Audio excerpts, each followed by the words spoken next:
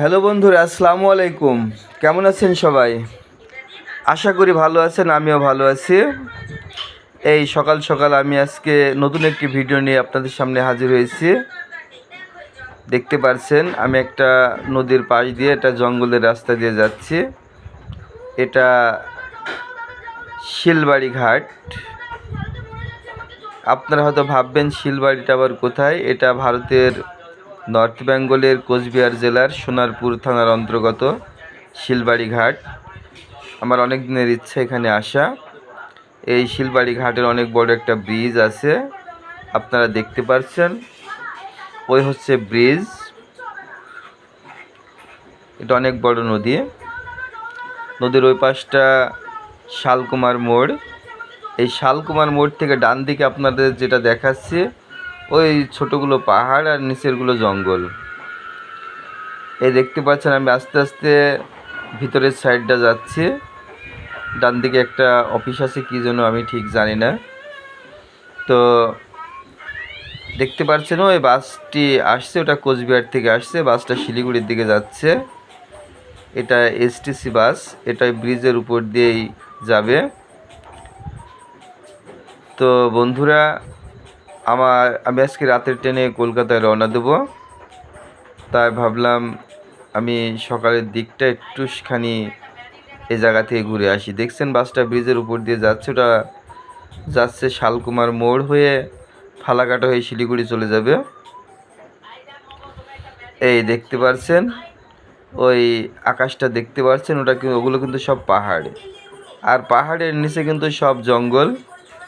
এই জঙ্গলটা অন্তত পক্ষে 120 কিলোমিটারের মতো একটা বৃত্ত আকারে হয়ে আছে।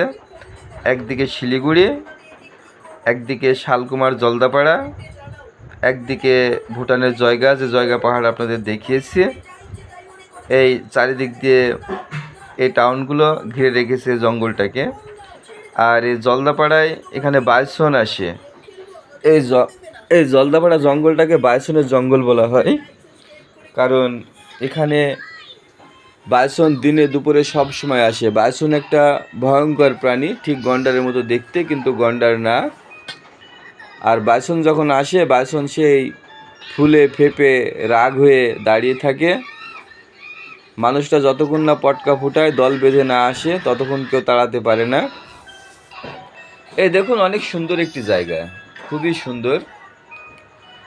আর দেখতে পাচ্ছেন আকাশে ওগুলো পাহাড়, অনেক বড় বড় পাহাড়। এই পাহাড়গুলো যে জয়গার পাহাড় দেখাইছিলাম, ঠিক সেইগুলো, বা শিলিগুড়ির কিছু পাহাড় এখান থেকে দেখা যাচ্ছে ওরকম, কিন্তু পাহাড়গুলো কমসে কম এখান থেকে 70 বা 80 কিলোমিটার দূরে। তো ভিউয়ার্স, আমার এই ভিডিওটি যদি আপনাদের ভালো লেগে থাকে, সবাই লাইক, শেয়ার এবং কমেন্ট করে পাশে থাকবেন। প্লিজ আমাকে একটু সাপোর্ট করবেন।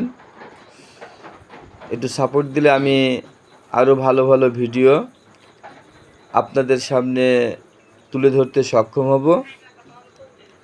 এই দেখতে পাচ্ছেন এই নদীর মধ্যে কলার বন।